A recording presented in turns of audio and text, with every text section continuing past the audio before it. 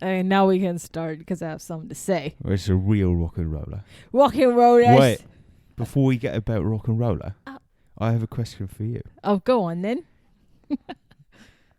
What do you think is a real RockNRolla? No. It's me. I have to open my Drugs thing. and hospitals. Okay, there's two bits of important business we have to get out of the way before we talk about the film RockNRolla. Mm-hmm. First of all, can you please give the audience a succinct review of the important work of cinema that you saw this week? Yeah. That you think you had a very hot take about the film Jaws. Tell everyone what your hot take about Jaws was. Jaws? Not even once. You guys aren't going to believe this. Okay. Good film. Am I right? Holy shit. Never seen it before. Never seen Jaws before. What an education. Did you think that it lived up to its title? 100%. Yeah, I thought so too. I mean, at first I was like, hey, maybe it's just Jaws singular. And then 2 sets show up? Yeah. All right. Big set. I'm sold. Good 2 movie. set of Jaws, baby. Yeah. Excellent film. Look, I thought... See what everyone's going on about. Look, I was like, all right. I mean, it was no Bob's Burgers episode, but yeah, of course. Yeah, you it said really that. it was Jesus. up there. It was up there with the animatronics and the teeth and good actor. Best animatronics, best teeth. They won both those Academy Awards. And yeah, it's a good one. Both teeth. Good job, Sam.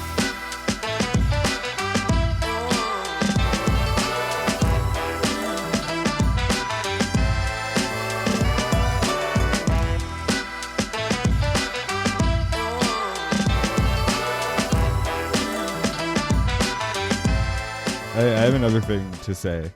It's going to make no sense at the moment because this episode is actually going to come out before the episode that I talked about this in. Okay. This episode is RockNRolla, and we're doing it in celebration of the film The Ministry of Ungentlemanly Warfare, which is Guy Ritchie's film that will be out the day that you hear this. Ooh. Previously, we have recorded an episode on the film The Pale Blue Eye. We talked about Barry Lyndon. And I want to make a correction to myself. As a professional journalist, I'm going to correct what I said about Barry Lyndon and the way it was shot. Because I think that people pass around stupid things on the internet about movies. It's incumbent on people to get things correct. Mm-hmm. When people say they're like, oh, like Brad Pitt eats in every film. It's like, no, he doesn't. He just doesn't do that. Have you seen a Brad Pitt film? Most of the films he's not eating, actually. He's just got looking gum in his face. He's just looking wistfully into the distance. He's chewing. They only say that because in Ocean's 11, when he's at peak hotness, yeah, he's eating a lot. That's part of his thing. Sure. But not in every film. In Fight Club, he's getting punched. In Legends of the Fall, he's getting eaten by a bear. In 7, he's getting punched and eaten by a bear. Although in Burn After Reading, he doesn't eat. He's in great shape. He's got an apple going on. He is drinking a smoothie a lot. Actually. Yeah, he's good movie. Getting off track. I think things get these like legends get passed around about films, and sometimes they're not true. So what I want to say is this: I falsely claimed that they shot Barry Lyndon in all natural light. That is not true. I looked it up. A couple things that they did was like they made the light mimic natural light, and they shot with high-speed cameras in order to capture enough light on film. Because they were still shooting in fairly low light. This is, and I'm not a camera guy, so I don't know, but they used a technique to mimic natural light, and they, like, despite the fact that it wasn't shot in natural light, they still seemed to do some, like, really interesting techniques that it definitely looked like it. So I just want to say, if you ever hear that rumor, it's not true. But yeah, they tried to avoid electric lighting as much as possible, but most of the film was shot on like traditionally lighted and conventional lens cameras and stuff like that. But at certain times they used new techniques to capture the specific lighting effect, which the listeners, I'm sure, really care about because everyone has seen Barry Lyndon. We all know it's a great movie. You're looking at me like being like, oh yeah, I remember that part of Barry Lyndon because you have seen it. I saw it. In the mode that it's meant to be seen on an airplane. Yeah. Anyway. On your screen. We talk about Barry Lyndon in the Pale Blue Eye episode, and I just want to clear that up, that I was wrong. I'm being a mature human and admitting that I was incorrect, and I was just regurgitating some nonsense that I had heard. Woo! You're welcome. Learning something, internet. Yeah. That's beautiful. All right. Well, RockNRolla. RockNRolla. It's a mafia film, innit? It's a what? A mafia film. It's a mafia. Not really. What did you want to say to me about this? You wanted to start something, but I was like, no. I wanted to say the word mafia like It's that. mafia. Because it's not even, they don't even say mafia, which... The mafia's not involved. That's why. Right. Yeah. Well, just the way they say it in the movie. Zero Italians in this film. Oh my gosh. Speaking... Oh, sorry. Idris Elba, I forgot. Most Italian guy. There's a character in this movie, in RockNRolla, called Handsome Bob, played by Tom Hardy. Tom Hardy, yeah. Which is not to be confused with The Italian Job, which is the American remake of a British heist film Called The featuring Italian Jason Statham as Handsome Rob. Oh. It just popped into my head the other day. The Mark Wahlberg Italian Job was remade from a Jason Statham film? Uh-huh. I didn't know that. Uh-huh. There's so many layers to it. Wow, you just blew my mind, man. And Handsome Rob. This is crazier than Barry Lyndon. This eats Barry Lyndon's lighting. You know what's wild about RockNRolla, though? Mm-hmm. Totally shot on natural light. Good God. You can I mean, I don't know. Is natural light in Chernobyl? Because the whole film. I have to say right off, it's one of the ugliest movies. My God, I forgot how hideous it is. And did they shoot it in a toilet in fucking Scotland? What the fuck? They shot it in the train spotting toilet. They shot it in the train spotting toilet. Guy Ritchie was like, yeah, this looks all right. This is perfect. It's what RockNRollas do. It's a real RockNRolla. A mafia film. Okay, so what I want to do with this episode is get the plot out of the way soon, quickly, right now. I actually have it. Oh, no, I wrote down like a very brief overview. Okay, great. And the reason being is I still don't know what happened in this movie. Indecipherable. It is almost incomprehensible. But I want to talk about it because I want to talk. I texted Chris this earlier to clarify my own thinking. Sometimes I'll text Chris what I'm about to say on the pod. Good. So Chris, you've already heard me text this to you. You've already heard me text it to you. Okay. The plot of this film: Lenny, he is a organized crime figure, and his sidekick Archie. They want to get involved in a land deal with a character named Yuri, who is a loosely, clearly, possibly based on the Russian mogul Roman Abramovich. That's right. Who real life guy. A real life guy who was the chairman and owner of Chelsea FC, who came into the news recently because he was ousted after Russia invaded Ukraine because he has ties to Vladimir Putin, as far as I read in the press. I don't know much else about him. Cool. You know, like it's not even, I think, okay. He looks just like the actor. He looks just like him, which is insane. Great job. And I think that he's based on him. But there's enough, like they don't involve a lot of stuff that could be specifically tied to him because that would be slanderous, right? Right. To be like, oh, this guy is like involved in organized crime. But I think he is definitely inspired by him because there is a couple scenes shot in like a huge football stadium without explicitly stating like this guy owns a massive football club. Right, so Lenny wants to buy this land. Yeah. Well, my fucking, like this fucking plot, dude. Gerard Butler and Idris Elba want to buy this land. They can't get it done. Lenny loans them the money. Then they owe him money, but then Lenny takes over the land deal between him and Yuri through the counselor. Okay. It's so confusing. Can I take over this? No, already? I'm gonna do it all. Oh no. Okay. So what's at stake here is $7 million, right? Stella, they need the accountant Stella, played by Thandie Newton, to broker the deal. Stella doesn't want to broker the deal. Yeah. She, in a roundabout coming full circle, hires the Wild Bunch, Gerard Butler and Idris Elba, to steal the money from the accountants. Right. While this is happening, Yuri lends Lenny the painting. It's his lucky painting, and he says, you can hold on to it, give it back to me after this is able to bring you good luck. Yeah. Crazy that the painting becomes the biggest plot point, but okay. Yeah. And then Toby Kebbell, playing Johnny Quid, RockNRolla, the real RockNRolla, fakes his own death and steals the painting, which he's obsessed with because he is high on every drug imaginable. Right. And then goes and hides with the painting to do crack forever. Sure. Essentially. Yeah. To be a real RockNRolla. Yeah. Okay, I got it so far. And then Gerard and Idris steal the money from Lenny. Yeah. So what I think is Lenny, the main guy, is someone who owns property already in London. Like he's got his hands in politicians' pocket with mobster connection. He's like half dirty mobster. Yeah. So Yeah. he says, "Hey, Gerard Butler and Idris Elba, I'll give you $7 million pounds to, figure out your real estate situation." And he says you have to go somewhere to collect it. But then Lenny 2 times them and collects it himself, or has it robbed. But they end up owing him money ultimately. That's This all. is already falling apart. That's all that comes about. I think Sure, you're actually yeah. just confusing the issue a little more. I'm sorry, sorry, babe, but what ends up happening is that Gerard Butler owe Lenny money, which Yeah. I believe was $2 million, but Okay. then they end up stealing his money too.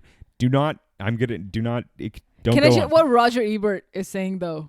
There's a very small paragraph where he's like, "Now follow this attentively. Gerard Butler, Tom Hardy, and Idris Elba borrow $7 million from Cole to buy some land. From Lenny Cole to buy some land. Lenny Cole secretly owns the land and won't sell it to them, and arranges to steal the money back and demand to be paid. So he has the money and the land." I did not catch that. I didn't fucking catch that all. shit at all. Not at all. We watched this I didn't twice. catch the part where he stole the money. No, does he steal it via the counselor? Yes. Okay. I would all assume right. that's the... Because this all happens in the first 15 Oh minutes my God, of the there's film. like 40 things going it's on. so the first 15 minutes of the film are so confusing that Yep. it's hard to and it's important because I want to get back to this. Okay. Regardless, Johnny Quid takes the painting. Yeah. Yuri gets pissed because he needs that painting. And Johnny Quid, who is also Lenny's adopted son, Hey. Lenny and Archie, Yeah. they believe he has faked his death. And then they hire Jeremy Piven and Chris Ludacris Bridges Chris Ludacris to Bridges. find him because they are his managers or something. Yeah. Like, honestly, chaos ensues. And all you have to know is that here, I had it here. Okay. 2 crackheads take the painting from Johnny. Yes. They sell it to Cookie, a member of the Wild Bunch. Uh-huh. Cookie gives it to Gerard Butler As a gift. because he doesn't know what it is. Yeah. Gerard Butler also doesn't know what it is. He gives it to Stella. Yeah. It ends up in Stella's house, and Yuri sees it at Stella's house and kills her Yeah. and gets the painting back. Yeah. In the meantime, one of the Wild Bunch, as the street gang's motivations, is that someone has been informing on them and putting them in jail one by one for small stretches at seemingly convenient times, who they find out is actually Lenny. Yes. And then they take Lenny, who has put all of them in jail at some point, even That's right. Archie, played by Mark Strong. Mm-hmm. They take him and they kill him. Archie takes over the gang. Johnny Quid gets clean, and he wants to become the new Lenny. Yeah. That's the end of the film. And it leaves us hoping for a second one. It literally promises a sequel that never It goes, happened. 15 years because ago? Nothing. do you know why? Why? Well, what did Guy Ritchie do next? Bond? Sherlock Holmes. Oh. Yeah. Do you like those movies? No, They I are don't. fucking terrible. That they fully qualify for this podcast. Okay, well, now let's get to Guy Ritchie. Guy Mhm. Ritchie is a filmmaker who I have long disliked. Really? Yes. I really enjoy him. I think that, and this is what makes this movie so interesting, this is what I texted to Chris. If Guy Ritchie could remake this film exactly today with a couple recastings and maybe a couple tweaks to the script, this movie would be really good. Because Guy Ritchie, when he made this movie, he just wasn't a very good filmmaker, in my opinion. You like this movie better than Lock, Stock, and Barrel or Snatch or... I hate both of those Wow. films. I think they're fucking terrible. Oh, damn. There's so many handsome bobs in them. Well, Brad Pitt himself. Yeah. Brad Pitt's literally eating the entire He's time in eating that the film. whole time. In Lock, Stock, and Snatch. Excuse me. The title Snatch refers to Brad Pitt snatching food and snatching it into his mouth. Yeah. Snatch goes the apple. So I've long disliked Guy Ritchie. Okay. I really truly have. Like I always thought he was yeah. overrated. I never thought he was a very good filmmaker. Mm-hmm. He certainly has a unique charm to him. I'm not saying he doesn't. And like the weird thing about this movie is I remember it being so much more like you're thinking of Guy Ritchie. You're like, oh yeah, it's super rock and roller, bombastic, and London. This movie is so slow. There's moments in this movie where it's like you're like, oh, shit's gonna happen, and then it's cut in a way that you're just kind of like, why is this moving so slowly? Really? Right now? I disagree. I feel like this film had the most amount of watchable action that I've seen in a long time. Even any chase scene, feel like you got to sit through and watch. There's some great scenes. I don't doubt it. Any like moment of nothingness is still kind of filled with the Guy Ritchie comediness, where it's just guys talking and making the chat, and so you feel like you're in the room with them. You're just watching this fucking clown tomfoolery. Here's what I'm gonna say. I did not like Guy Ritchie, and then I saw The Gentleman, and that's when I was like, oh yeah, he just wasn't as good a filmmaker as he is today. Oh. And I truly think he's done. We could do a lot of his movies, but I was like, I watched The Gentleman because it was on Netflix, and I was like, I've never really liked Guy Ritchie. I mean, I've said it before. I don't mind Aladdin. Like, I don't think it's actually that bad of a film, especially because like people like shit on it and stuff, and it has a weird reputation because of Will Smith now and stuff. But like, honestly, you're kind of like, yeah, it's for kids. Yeah. It's just like if you watch it now, you're like, it's and the. But also, what a choice! Why would he? It's not when you have you seen it? No. When you watch that movie, you're just like, no, he's a perfect filmmaker for this. He's like, and I think people are like, oh, like it's like an adaptation of a classic children's film, which is again okay, and then people criticize it because they're like, it's got all this goofiness and stuff. It's like, dude, it is not like, it's not for Best Picture. It's a fucking kids movie. It's a meant children's for kids. movie that's goofy. Yeah, like stop the press. It's so I think the weird criticism of it is like so disingenuous because Aladdin came out in like 92 and we watched it when we were kids. At least we did over here. It was probably banned where you're from. We can't say the A word where I'm from.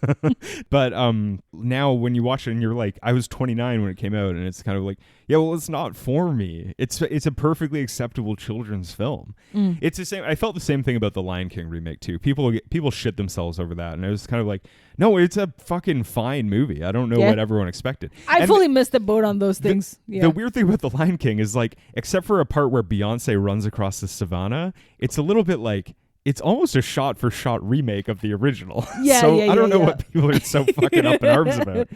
And I will say this about the Guy Ritchie Aladdin film, and this is long credit due to John August who wrote it.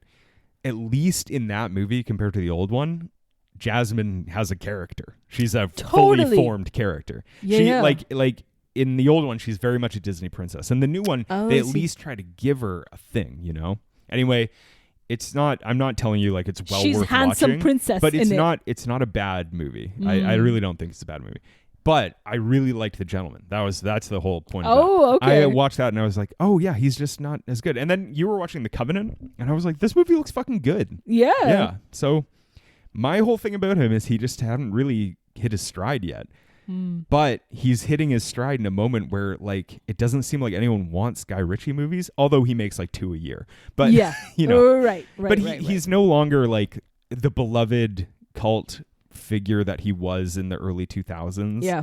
After Lock, Stock, and like the Tarantino-esque British filmmaker. You know. Exactly. Yeah. Which is a shame because I think he's actually talented enough now. You know? Yeah. Yeah. In its vein, it feels like it's kind of like a college film put together very quickly, and then you got your friends. You could tell that the guys, when they're filming it, are having so much fun. Yeah. I don't think I've ever seen Tom Hardy smile that much in a movie. Well, one of the problems I have with the movie actually is that like if someone was like, there's a movie where you spend the whole time hanging out with Idris Elba, Tom Hardy, and Gerard Butler, Come on. I would be like, yeah, sign me up, dude. Yeah. I'm watching that in the nude Yeah. 3 times a day, you know? And It's my turn to not laugh. You can't. My ribs are hurting. I am my liver queen over there. Oh, God. 3 times in the nude, baby. But this movie, it's like, yeah, it's got them, but 2/3 of the rest of the time are spent with like I don't dislike Toby Kebbell. I don't like him in this movie, and a lot of the stuff with him is so boring. And then like I like Tom Wilkinson in this, but a lot of that stuff is so plotty and not that entertaining.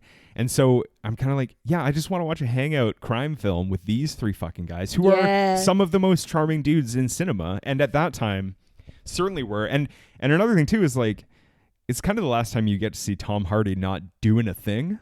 He's just being a guy. Same for Gerard Butler. Yeah. He's just being a guy. It's kind of the end of Gerard Butler. This might be the think, funnest thing I've ever seen him in. Like I know Gerard Butler does like Airplane now and like movies that are just kind of, he's like the next Liam Neeson. I've always thought Gerard Butler is like super charming and like a good actor. Yeah. And I wish he like, I think that after 300, they tried to make him a lot of things that he wasn't. But now he's also doing only one thing he's good at. And I'm like, I think he's good at so much more than that, you know? And he just seems like such a, I don't know. He just seems like such a lovely and fun dude. And same with Idris Elba. Like they're just couple of 3 peas in a pod. What have they done since even? They're just nothing. They're just, no. But honestly, what the fuck happened to Idris Elba's agent? Where does he, I mean, he got into the Thor things after, and then more recently. By Thor things, do you mean the films about Thor? Like Thor? Yeah. Or is this some other thing? Marvels. Because it's not Molly's Game. Well, not just the, but like, Avengers. He's in the things. Who is he in Avengers? He guards Thor's island with the Iceland. Asgard. He guards the entry. Babe, it's a realm. I'm sorry. I've played God of War. Okay. I just woke up. I don't have my Midgard Asgard notes yet. I can't believe you didn't take any for this. Yeah, Idris Elba has, I know him from 3 things now. It's like, okay, The Wire, yeah. Thor, and fucking RockNRolla, isn't it? So the only movie off the top of my head, I'm like, what has he been in recently? And the only movie I can think of off the top of my head is Molly's Game, which came out in like 2017. Yeah. Oh, and then something with Kate Hudson where he's in ice adventure. Thor, yeah. Fuck it, Thor. Yeah, that's the one. Oh yeah, he was in that movie about a plane mountain crash. Yeah, I never saw that. Because it didn't look good. No. Bye. It came out on like March 3rd, and you were like, yeah, I know that's the time when they what put you these doing, out. Idris? Damn.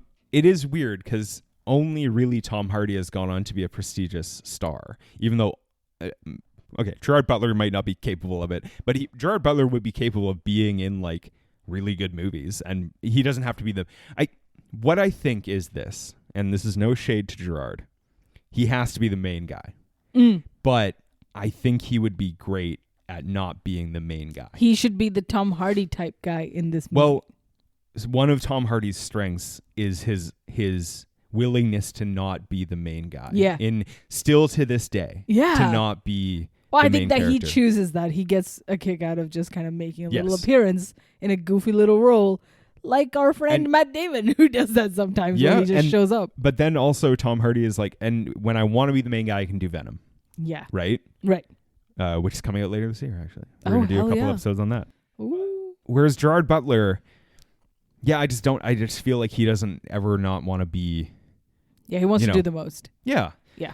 Which, I mean, the guy fucking works. He's the Liam Neeson of his.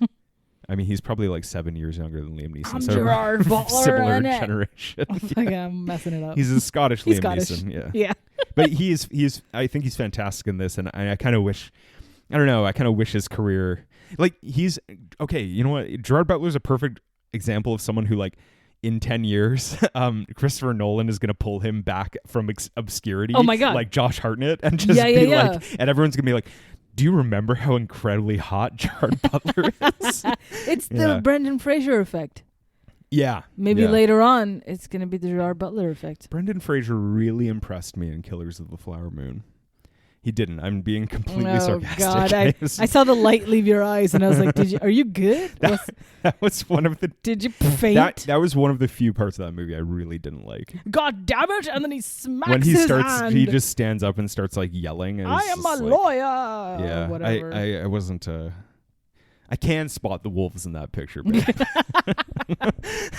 Killer of the mood, am I right? and Shit. then okay, I want to look this up. I want to look up Idris Elba actually. Now that we're talking about it, he's a real RockNRolla. Idris Elba. Because he was on The Wire, and then he went on to do a BBC show called Luther.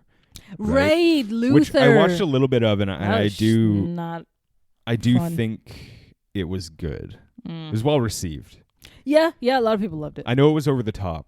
Yeah. That's a show I remember watching a couple episodes of and always being like, oh yeah, it's always weird to remember that British cops don't carry guns, because he gets in so many situations where I'm like, he's just like, in a cop show where you're like, it'd be useful to have a gun right now. Is he a detective or a... Yeah, he's a detective. Luke. He's the Jimmy McNulty of the show Luther. Yeah. Oh, he did it. Full circle, baby. All right.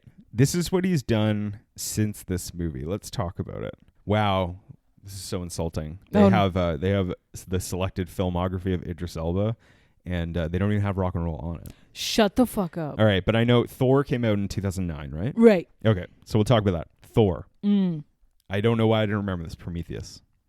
Pacific Rim. Oh my God, right. Thor: The Dark World. Mandela: Long Walk to Freedom. No idea. Yeah, I fully missed my radar. I don't know. Mm-hmm. It was like, come on, we did the rugby one. That was enough. Invictus was plenty. Beasts of No Nation, that big ass one of Netflix's first films by Carrie Joji Fukunaga. Okay, yeah, huge. That was a good movie. Huge for him too. You know what? I only saw that like 2 years ago for the first time, and that was quite a good film actually. Mm-hmm. Yeah, I really enjoyed it. Yeah, it was Zootopia, sure. The Jungle Book. I don't know who he plays in The Jungle Book. These are all voices. Oh yeah, this was not a good look. The Dark Tower. Oh, but that was bad even for Matthew McConaughey. I heard those were really bad. Those were shit for everybody involved. Sorry, guys. Very important question. Who did he voice in Zootopia? The whole zoo. No, I don't know. It doesn't say. It's just a list. Okay. Cool. Molly's Game. He's quite good at Molly's Game. Right. The Mountain Between Us. That was the plane crash movie. Oh, that's it. Thor Ragnarok, Avengers Infinity War. Mm. Fast and the Furious presents Hobbs and Shaw. That's my favorite of the series, in my opinion. Again, okay. What's he doing? Again, here's another bad look. Suicide Squad. A movie of course, like it's what? It's no wonder. Oh, right. He's Deadshot, right? No, that's Will Smith. Will Smith is Deadshot. But okay, here's the thing. There's like 400 Suicide Squad versions. Oh, damn. Yeah. Fuck okay, knows. so. Well, maybe after Will Smith hit a bunch of people, they're like, maybe we should get the British guy. He Deadshotted a couple. Now, yeah. It's no surprise I haven't known what the fuck he's been up to, because I haven't seen any of these movies. Like, I've seen Molly's Game. Sure. But, like, I've never seen Hobbs and Shaw. I would never watch Hobbs and Shaw, or, like, I didn't watch any of the Marvels. And, like... But it seems like he's very much in, like, fantasy and goofy action ones and not really doing any drama or comedy. Let's see. Sonic the Hedgehog 2, Beast, 3,000 Years of Longing, George Miller film that I haven't seen but I heard was quite good. Thor: Love and Thunder, and then in a movie called Fixed, and Sonic the Hedgehog 3, which I assume are coming out soon. Sonic the Hedgehog is coming out this year. There's 3 of them already? Jesus. He's a voice. He's doing a lot of voice roles. Yeah. I mean, he's getting that money, but he's such a good actor. He's it's like, so I have a bizarre. hot wife, and good night. Who's his wife? I just assumed she was I mean, it's Idris Elba. So, hold on. Yeah, it's had a weird career. Yeah, dude. Anyway, bye, Idris. He was fantastic in it. I wish he did more stuff like this. I know, that's the thing. He's such a good actor. I feel like he would be a good, like, a sight guy in Venom, even, if he wanted to do that. Yeah. Someone pull back a little bit. Someone who's not trying to take the screen. He's like got to be the counterbalance to Tom Hardy's insanity. Yeah. He would have made an incredible Venom voice. Yeah. One of the weirdest parts of those movies is the fact that like the Venom just talks, like a disembodied Venom voice, right? I found that so strange. Yeah. Those movies are great by my favorite filmmaker, Ruben Fleischer. He's the David O. Russell of comic book films. Oh boy. Yeah, so this movie, we've gone over the plot. It's confusing as hell. When you're watching it, though, you don't really care if you're with it or not. Because there's so much going on within the first 5 minutes. You're like, I'm never going to fucking remember any of this. Yeah. This is one of those 50 people in a film movies. Yeah. In every given screen, you're just like, I don't know if I can remember many names. I will remember Handsome Bob because sure. Yeah. Right? Or who's gay. Who's Turns out gay. to be gay. And then, it's a huge so plot that point. dynamic is so cute between him and his friend finding out that, oh, you what? You what? Yeah. I mean, it's a little. It's very 2008. It's very 2008. It's stuck in its time. All right. It's not a good reflection of people. It's definitely like it's honest about the like very masculine reaction that like is depicted in media a lot. Whereas it's kind of like I can't believe it, and then he comes around and he's like, "It's okay, Bob. I love you. You're part of the wild bunch, mate. You're part of the wild bunch. You can be as gay as you like." Yeah. Yeah. And which is a literal the line. funniest things are like when he comes up with these character traits for the other guys. Like Gerard Butler is called 1-2. Idris Elba is called Mumbles. We all know the guy with the Scottish accent should be called Mumbles. And yet, thanks, Guy. There's also a guy who looks just like Jared Harris in this, but it's not him. I know what you're talking about. Yeah. I know. It's not. Okay, so I want to talk about like two specific sequences that I do quite like in this movie. Yeah. The first one is very brief, but it's the one where him and Thandie Newton are dancing and they're trying to talk, but it's just like subtitled and stuff. Mm-hmm. I think that is really cute, and I also think it looks improvised, and it looks like improvised but natural, and that's what's like super charming about it. The other one is the chase scene with the Russians. Hell yeah. That is like the key so fucking memorable scene. Yeah. It's just so fucking... It's funny. It's exciting. It's like being young and watching a Jackie Chan film. Yeah. Yeah. And just like the whole... It's so childish and silly. Yeah. And like just the fact that Gerard Butler just keeps running, just jogging to outrun the guy. After he shot this Russian guy 40 times who can't quit, relentless machine of a man, somehow finds him, chases him down to a dark tunnel, and then bonks him over the head with a stick. Yeah. And he still won't give up. He still keeps running after him. It's a fantastic scene. It's like it plays on the strengths of all three of those actors in so many good ways, and it's definitely like it's the marquee scene of the film. Mm-hmm. Yeah, but just like I don't know, I just am not feeling the rest of it, you know. There's even news outlets didn't take the review seriously. I saw one at The Guardian, which was the whole article is written like this, okay? RockNRolla. That title of Mr. Guy Ritchie's new feature means geezer. Oh, mobster. Top bruiser. It's a 400-word article. It keeps going on like this. In the London manner, sad to say, film's a shocker. And whoever wrote this, you know, sometimes I think that Brexit was like a good idea, you know. Yeah. Sometimes I think that they brought it on themselves. Good God.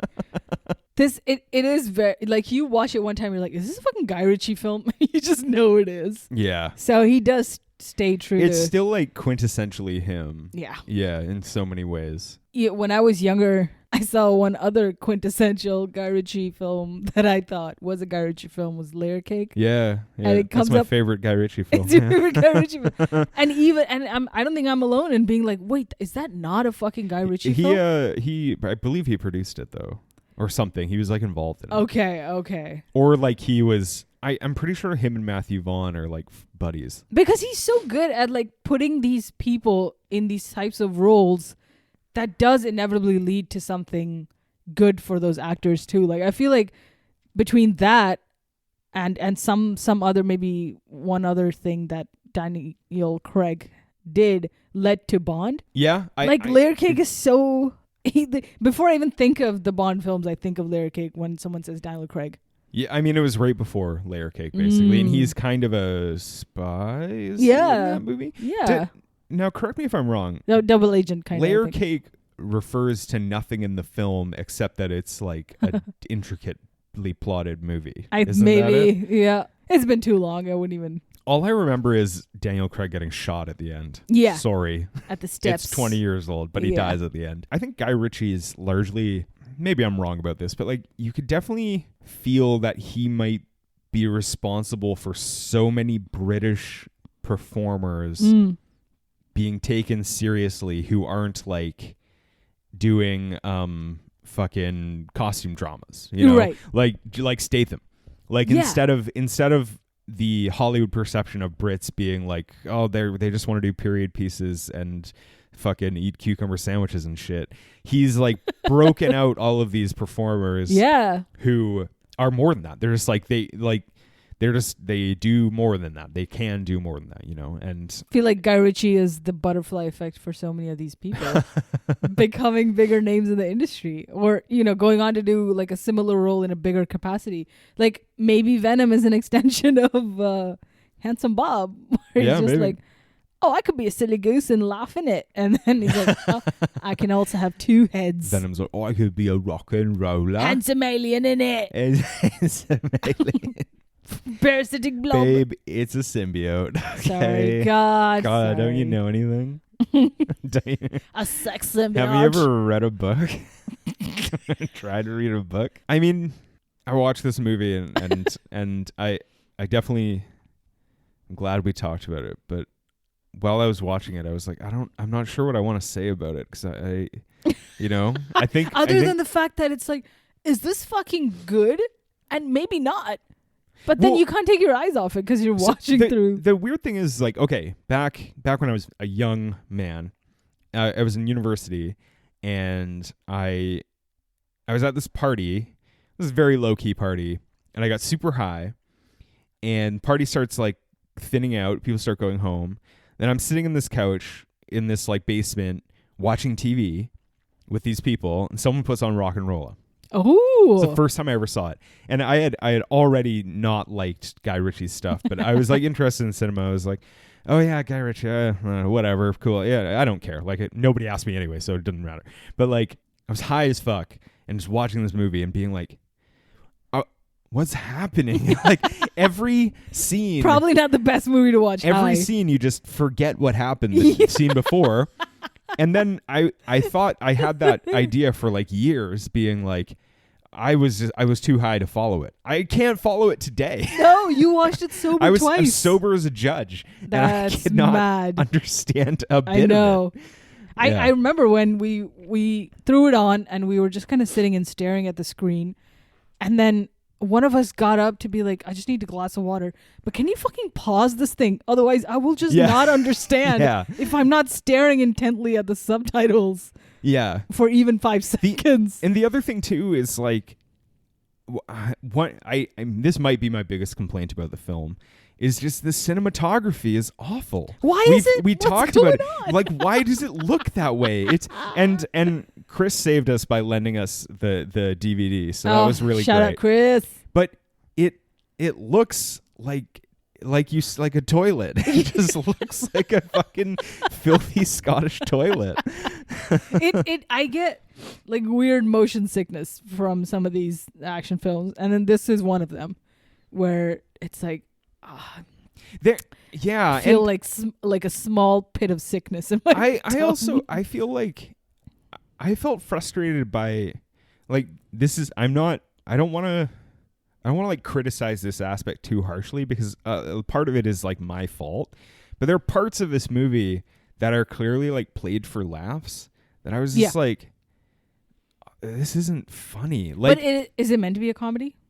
Well, it's Guy Ritchie, man. He's meant to make you laugh a little bit, but like there's scenes like when Archie is teaching them how to slap or whatever, that are meant to be like kind of funny, and I was kind of like, you thought that? Oh, I thought that was like quite menacing. Those are the scenes. I think physical violence is hilarious in every circumstance. So, but, no, like it. This is where I thought about like how the editing feels so weird, because I was like, even when I was high as shit watching the first time, I was like, oh, it's just moving too fast. But then when I watched it this time, I was like, why does it slow down? Like, it'll be like, oh, this is Handsome Bob, and they play poker. This is a wild bunch. They want $7 million.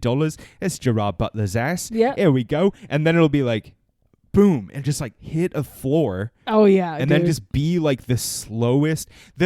Here's a good example. They cut, and then that like tennis scene. It just takes forever. Move it along. The tennis scene where the guy's talking to the counselor who's like, I have a crush on that girl. You thought that was long? I thought it was like 5 seconds. Move it on, man. No, I just feel like the editing just feels very disjointed, where you're just kind of like, this movie needs to be like The Departed. Like, it needs to be like boom, boom, boom, boom, running through every fucking shot. Yeah. When sometimes in some sequences it takes too long to get through. That's my complaint, I think. Yeah. I read a really, I want to say a stupid review. I'm sorry, David, who wrote this, but it's Is he from the UK? Or no, his name is Paul. So yeah, probably. Well, he deserves to not Sydney be part Morning of Europe Herald. anymore. Wah, wah. Sydney Morning, babe. Sorry. Sydney. Probably not the fucking UK. Not probably him. Probably the city of Sydney, Australia. Just kidding. Yeah. So he's like, hey, hold on. Let me finish. Even worse. no. An even worse people than. No, never. They got good produce. I'm happy. So he says RockNRolla feels as if Ritchie is imitating his favorite director here, and that director is Guy Ritchie. yeah. But it's like, what does that mean? He's just being himself, my guy? That's just a super clever film criticism thing to say. It's stupid. Yeah. Shut up, Paul. You're kicked out of Sydney today. You're kicked out of the Film Criticism Guild. Yeah. Go live in Perth or whatever. Perth. Perth, more like piss, am I right? Yeah. Hey, the original Perth is in Scotland. That's true. Yeah. Number 1 Perth. I don't feel bad about insulting Australians because they can't literally hear. They're over there. Yeah. They can't hear you. It's only when they come up above the equator that their ears kind of like pop, pop, and they're just like, oh, is that what hearing sounds like? What? That's not even what Australians sound like. Oh, they don't know. They don't know. They can't hear themselves. They can't hear. They can't hear how insane they sound. Yeah. Aw, cuties. Oh, yeah. What a country. Anyway. RockNRolla.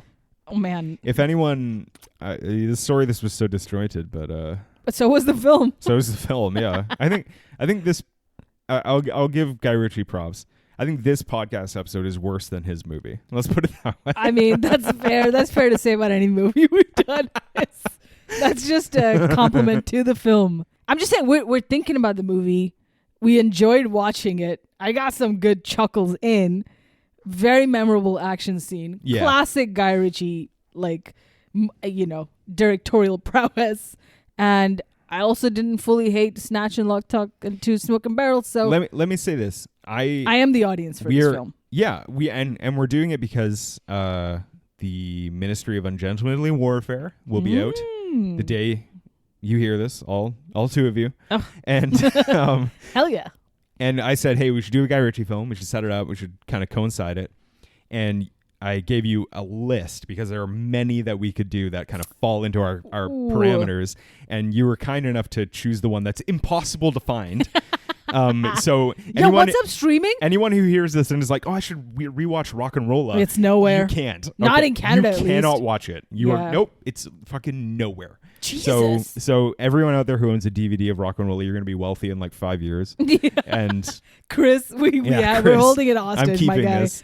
But I think this is a good setup to talk more about Guy Ritchie in the future. Yeah. Because this is such a quintessential film of his that is just not very good, in my opinion. We're gonna end up watching the new film and be like, is this gonna be on the pod? Well, I'm not seeing it in theaters. Who's to say? The thing is, I saw the trailer for that, and I texted it to Chris, being like, "You'll never guess who directed this," because if you watch the trailer, it's just so him. But he is a better filmmaker now, and he's better at the silliness that is Guy Ritchie, but he still has that he's still a RockNRolla. He's a RockNRolla. All right. A mafia in it. Do you ever think there will be a sequel? There was a trilogy planned. No. I think it's too far down the line. It'd be weird if after 20 years but they did crazier shit has happened. Well, we got Avatar after 13, so. Yeah, but James Cameron always said he was going to do that. Oh, also, sure. James Cameron has done nothing in between. Okay, yeah. Like, Guy Ritchie has done the bulk of his filmmaking between RockNRolla and the movie that's coming out in a couple weeks. I wish they did a thing where they pick up some characters from this and put it in other Guy Ritchie films. That'd be great. Yeah. To see a little cameo. I'll settle for that, if not for a whole other film. All right, I have another hypothetical. Do you think if he had been able to make a sequel, and then we would have been spared those 2 Sherlock Holmes films, do you think we would live in a world where he would have saved Gerard Butler and Idris Elba's careers and ruined Tom Hardy's? Okay, so let's think about it. Tom Hardy maybe never does Dark Knight Rises. Yeah. That changes his career. Like, he never works with Nolan. Oh my God. He maybe never does Inception. He would still do Mad Max? Yeah, possibly. Like, it's not, it's, yeah. Like, But then that's we're only almost talking about nothing. 2 films. But Right, it's like, okay. there are some movies he just might never do. Yeah. Oh, shit. Which would be wild. I mean, oh my God. What a loss And for then me. Gerard Butler would be Mad Max and Bane. Oh, that's great. That would be great. Yeah. Yeah. All right. Yeah, I don't know. That's a weird Bane, but It sounds But wait, exactly hold like on. A Scottish Bane? Why not? It'd be Yeah. it would be very cute, less threatening, more Pretty cute. sure Bane was born in South America. Which they neglected to They talk fully about don't in talk Dark about Knight it. Rises. No. Dark Knight Rises, which is a great fucking film. Yeah. Hey, which what? is a movie I love. Yeah, Yeah. the real RockNRolla. Yeah. People are like, oh, the ending doesn't make sense. And I'm like, you should die. Whoa! Oh no! And I'm like, have you seen how big Tom Hardy is? Good night. Yeah. I promised we would end this a couple minutes ago and I didn't. But anyway, we're never going to see a sequel. No, You cannot watch this movie because it's nowhere. it's hard, man. And it's an okay film. But if we didn't already make a compelling case for, hey, give it a whirl. Give it a shot. Go check it out. Spend your hard-stretched cash on this film. Only just know that you cannot look away from the screen for even a split second, lest ye be confused for the rest of the film. You know what? This movie might never work today because people are just on their phones a lot. Like, while so they that's watch what they got to things. do. Watch it on TikTok in 30-second increments while Subway Surfer plays at the bottom of the screen. You're welcome. Watch it. Watch it on one screen, and then watch a film length explainer on the film on your phone. Yeah. Yeah. And then he goes over there and he does the thing. Did you get it? Oh no. We cracked it, guys. I think maybe this holiday season for our special episode, we should do a commentary track on RockNRolla. Top 5 we should provide shittest descriptions we've done. No, we should provide a commentary track on a film that no one can watch. Because it doesn't exist in the streaming A world. watch along, but it's our DVD. You're welcome, America. Hey, We're here for you. Thank you Love for it. listening. This has been The low ceiling. the low rock and the high rolla. Hey, I'm John. and I'm pretty. Yeah. Take Come care back of your next liver. week for more Guy Ritchie business. Maybe in the Nope. world. In the world, it'll be. And Yeah, then- go see his new movie. Yeah. Because I'm not going to. All right, bye. Bye.